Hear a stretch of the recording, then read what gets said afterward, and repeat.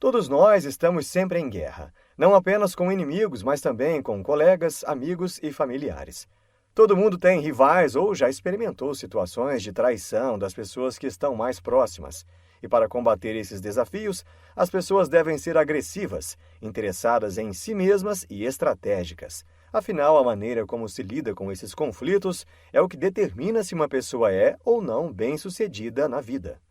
Robert Greene ensina diferentes abordagens ao conflito, mostrando maneiras de derrotar um inimigo em qualquer contexto. Usando anedotas e histórias da vida real, o autor explica manobras ofensivas, táticas defensivas e estratégias que dão aos guerreiros as vantagens de que precisam para ter sucesso na vida. Qual é a sua grande estratégia de guerra? Os sucessos e fracassos que temos na vida podem ser atribuídos a quão bem ou mal lidamos com os conflitos que confrontamos diariamente na sociedade. E, sem saber disso, muitas pessoas ficam presas às pequenas batalhas cotidianas sem desenvolver uma estratégia realmente abrangente. Para vencer definitivamente na vida, você precisa se tornar um guerreiro estratégico, sendo capaz de gerenciar situações e pessoas difíceis por meio de manobras hábeis e inteligentes. Mas como criar uma boa estratégia? Para responder a essa pergunta, devemos observar suas 4 características principais. 1. Uma boa estratégia é orientada a objetivos. 2. Tem uma perspectiva profunda, o que significa que considera as coisas na plenitude do tempo e não no calor de um único momento. 3. É considerada. As pessoas demoram um tempo para entender o que alimenta o outro lado do conflito. 4. É sutil. Nos negócios, muitas estratégias falham porque se parecem mais com objetivos unidimensionais do que com estratégias realizadas. Por exemplo, no caso do objetivo ser vender mais do que um concorrente, uma boa estratégia descreveria detalhadamente como a empresa pretende aumentar suas vendas. Mas muitos executivos confundem estratégias amplas com táticas estreitas, deixando de articular as etapas que ajudarão a alcançar um determinado objetivo ao longo do caminho, e, em vez disso, tornando sua estratégia genérica. Para ter o poder que somente a estratégia pode trazer, você deve ser capaz de se elevar acima do campo de batalha, se concentrar em seus objetivos de longo prazo, criar uma campanha completa e sair do modo reativo. Mesmo quando uma empresa ou um exército é guiado por uma estratégia, se ela não for adequadamente articulada, poderá falhar no nível da implementação. Uma estratégia real deve ter a capacidade de orientar a escolha de um exército, para que as tropas saibam como se comportar em uma determinada situação. Uma das atitudes que pode ajudar é explicar qual a lógica por trás de uma estratégia. Tendo em mente os objetivos gerais, fica muito mais fácil decidir quando lutar e quando desistir. Os soldados que se sentem envolvidos em uma estratégia e que podem realmente entender a razão pela qual uma determinada escolha ou ação é exigida deles são mais propensos a seguir seus líderes para a vitória. Conhecer e entender o inimigo é crucial. Ao contrário dos guerreiros que se encontram em um campo de batalha, os lutadores modernos geralmente podem se misturar à população em geral. É o que chamamos de guerrilha. Nesse tipo de conflito, a identificação do inimigo é mais complicada, porque é impossível discernir militantes de civis. E para se tornar um verdadeiro estrategista, você deve ser capaz de identificar e estudar o inimigo e se conscientizar das fraquezas que podem dominar a mente. Em vários conflitos, a falta de reconhecimento imediato de terroristas foi intensificada pela falha na coleta de informações. A Guerra do Iraque, por exemplo, foi lançada pelo presidente americano George W. Bush com a suposição incorreta de que o Iraque ainda abrigava armas de destruição em massa. Na pressa de expulsar Saddam Hussein, o presidente cometeu o erro fundamental de não entender seu inimigo.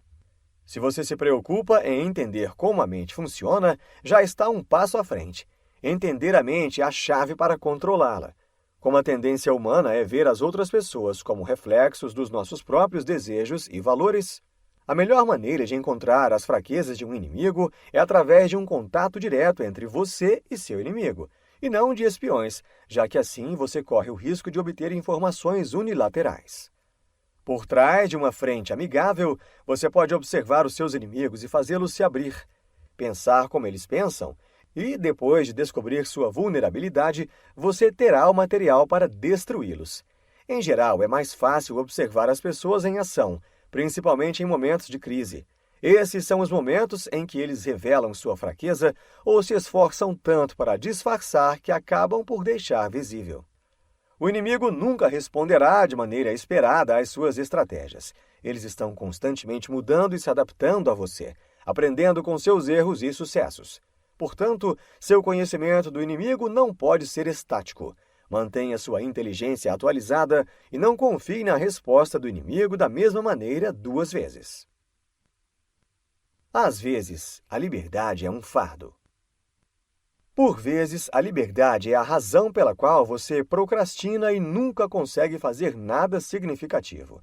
A vida moderna nos faz gastar nosso tempo livre com opções que nem sempre são as melhores. Isso porque temos muitas opções e horas de sobra. Pessoas que têm 3 filhos, um cachorro e um avô doente para cuidar não têm esse tipo de liberdade. E por causa disso, elas planejam cuidadosamente como usarão seu precioso tempo. Uma estratégia para centrar-se no seu objetivo é colocar-se no terreno da morte, uma situação em que as apostas são muito altas para que você volte atrás. Coisas como sair da mídia social para sempre, para que você possa se concentrar no seu projeto, evitar contato com seu ex-parceiro para encontrar um novo, sair do emprego para poder se concentrar em tempo integral nos seus negócios. Parece duro. No entanto, vale a pena considerar quando você constantemente percebe que não tem tempo suficiente para as coisas que são importantes para você. Estudos demonstraram que uma variedade muito grande de opções pode levar à seleção excessiva, o que leva a uma menor qualidade das decisões e, de fato, à falta de escolha. Por exemplo, quando você quer comprar sorvete e existem dezenas de sabores diferentes, a abundância de opções pode paralisá-lo e fazê-lo ir embora. E esse tipo de comportamento ocorre com bastante frequência em nossas vidas. Quando temos muitas coisas acontecendo, geralmente não fazemos muito. Livre-se de algumas coisas da sua vida. Crie um senso de urgência. Estabeleça prazos. Isso o motivará e fará com que você faça o que precisa ser feito.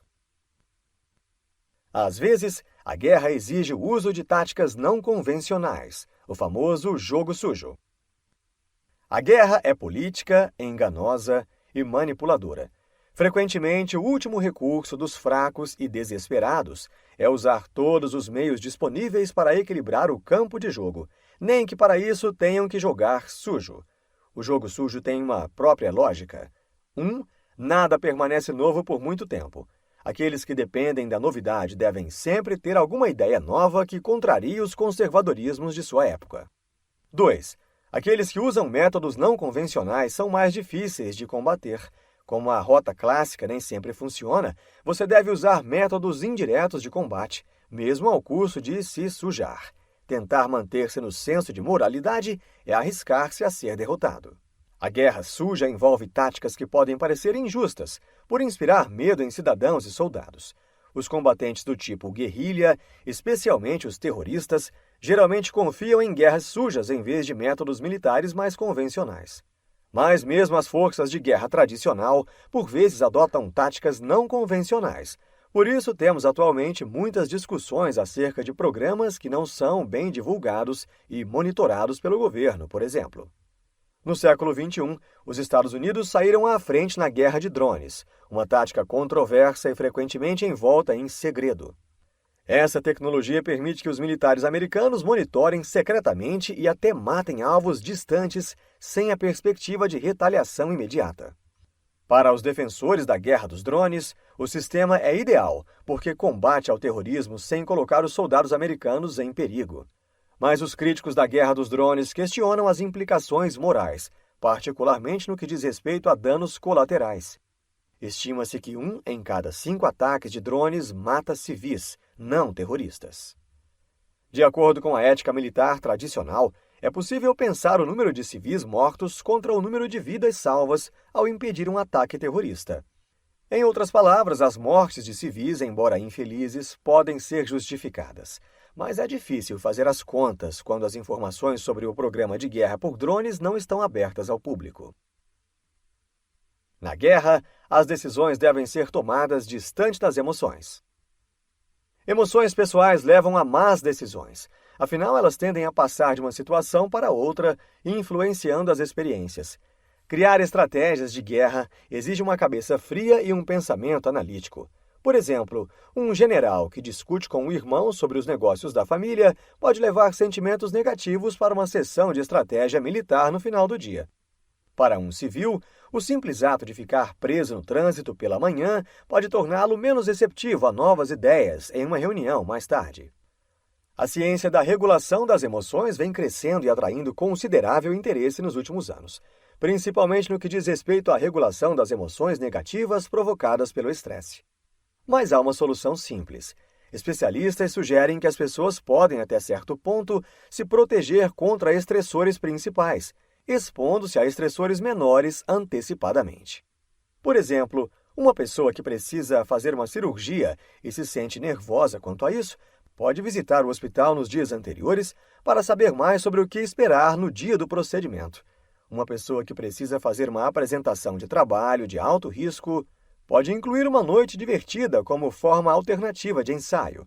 Quando o estresse indesejado surge, o que é inevitável para a maioria das pessoas, técnicas de respiração controlada também podem ajudar a reorientar a mente. Perca algumas batalhas, se isso fizer vencer a guerra. O ego é a principal razão pela qual falhamos. Temos um enorme desejo de nos sentirmos importantes e apreciados por todos. Por isso, brigamos e lutamos até o fim, independentemente do custo. Mas recuar diante de um inimigo nem sempre é um sinal de fraqueza. Muito pelo contrário, significa que você está no controle de suas próprias emoções. Dessa forma, você ganha um tempo valioso para pensar, reagrupar a mente e encontrar uma maneira melhor de atacar. Todos os dias enfrentamos atitudes das quais não gostamos. Alguém o interrompeu enquanto dirigia, sua esposa não preparou o filho para a escola a tempo ou seu vizinho não segurou o elevador. Se você reagir a tudo o que acontece ao seu redor, perderá uma energia preciosa. Muitas vezes, o melhor curso de ação é evitar o confronto. Evite defender a sua posição, pelo menos por enquanto. Permita que as pessoas obtenham pequenas vitórias, enquanto você prepara suas tropas para a grande luta. As pessoas geralmente respondem à agressão com agressão, especialmente os homens em busca de proteger sua masculinidade a todo custo. Mas não precisa ser assim. Escolha suas lutas com sabedoria e gaste energia apenas nas lutas que valem a pena lutar. Enganação e desvio de direção são táticas fundamentais na guerra. O grande estrategista militar Sun Tzu uma vez observou que toda guerra é baseada no engano. Ser capaz de desviar a atenção do seu oponente é uma valiosa habilidade para os guerreiros desenvolverem. Durante a Segunda Guerra Mundial, os aliados tiveram sucesso na invasão da Normandia, alimentando a paranoia de Adolf Hitler, fazendo-o adivinhar onde seria o próximo ataque. Esse engano foi cuidadosamente elaborado e incluía plantar informações com agentes duplos e encenar um teatro militar falso. Uma das maneiras pelas quais os aliados alimentavam as informações falsas na Alemanha nazista era usar decifradores de códigos de informações criptografadas. Graças, em parte, a Alan Turing, o matemático inglês, algumas das mensagens codificadas mais cruciais da Alemanha foram interceptadas por forças aliadas. Na época, a Alemanha transmitia milhares de mensagens criptografadas diariamente, contendo informações que variavam desde boletins meteorológicos a pedidos diretos de Hitler. Esforços menos conhecidos foram feitos nos Estados Unidos pelas chamadas Code Girls, jovens mulheres secretamente treinadas para quebrar códigos. Elas foram as responsáveis pela criação das transmissões de rádio falsas que ajudaram a tornar possível a invasão da Normandia. Em outros conflitos durante a guerra, as informações das Code Girls ajudaram a afundar navios de suprimento e a suavizar os ataques dos alemães. Como os aliados nunca ostentaram essas vitórias, a Alemanha não sabia que seu código havia sido quebrado. As alianças devem ser escolhidas com cuidado. Frequentemente, quando as pessoas escolhem se aliar a outras, optam pelas primeiras pessoas que vêm à mente e pensam em manter esse comprometimento a longo prazo. Mas as melhores alianças são limitadas e voltadas para um objetivo específico, ou seja, a cada novo desafio, você precisa de uma nova aliança. Uma aliança secreta ou inesperada é ideal porque os inimigos não conseguem antecipá-la, e à medida que você atualiza suas conexões, isso os deixa confusos. Parceiros improváveis que cumprem uma finalidade específica são a conexão ideal. Um exemplo de aliança produtiva na história recente é entre Israel e Egito, que secretamente combinaram forças contra militantes islâmicos no Egito em 2016. Os militantes, comprometidos com o ISIS, derrubaram um avião russo e mataram soldados e policiais no Egito. As próprias forças armadas do Egito não conseguiram superar os insurgentes. Por isso, apreciaram a assistência externa. Como Israel possui os meios militares para perseguir os terroristas, um ato que é de seu próprio interesse, foi uma aliança perfeita, porque ajudou a proteger as fronteiras e estabilizar a região. Como resultado, Israel forneceu suporte, incluindo drones, helicópteros e jatos. Os veículos foram todos desmarcados, realizando ataques frequentes que foram totalmente endossados pelo governo egípcio, embora a portas fechadas. Essa parceria é um exemplo de tendência mais ampla no Oriente Médio, onde os países árabes estão encontrando um terreno comum com Israel na luta contra os jihadistas. Mas tais acordos existem politicamente em terreno instável, dada a animosidade que a maioria dos governos da região demonstrou em relação ao Estado judeu. Na luta contra esses terroristas, em particular no Egito, Israel e o Egito tentaram esconder o seu acordo para evitar reações contrárias. Transforme sua guerra em uma cruzada. Motivação e paixão são os principais recursos quando você busca o sucesso. Depois de um tempo, porém, você começa a se sentir deprimido. Se não houver sinais de sucesso, sentimentos de cansaço consomem o seu ser e podem levar ao abandono da sua luta, e então você entrega os pontos. Desiste da guerra e sai como perdedor. Seja com uma infantaria ou sua equipe de negócios, o mesmo acontece ao tentar organizá-los e gerenciá-los, motivando-os a continuar apesar dos contratempos. Quando não vemos resultados imediatos que sejam benéficos para a nossa própria sobrevivência, tendemos a parar de tentar. Isso indica que, por natureza, somos egoístas, e biologicamente isso é explicado. O ser humano está sempre preocupado com a sua sobrevivência. O seu cérebro está estruturado dessa maneira, para o manter vivo. Se o que estamos fazendo não estiver obtendo resultados rápidos, nosso cérebro reconsiderará a situação para economizar energia, preservando-o para outras tarefas mais eficientes. Para manter os outros ocupados quando há contratempos, você precisa criar uma mensagem, não buscar cegamente pela vitória. Você precisa unir as pessoas em torno de uma causa, fazê-las lutar por uma ideia. Paixão, agitação e motivação só o inspiram até certo ponto. Para continuar incentivado, você precisa acreditar firmemente em uma causa maior que você. Insights. Liste suas lutas. Quer você admita ou não, guerras estão acontecendo ao seu redor. Para estar preparado, a primeira coisa que você precisa fazer é saber quais são os seus combates.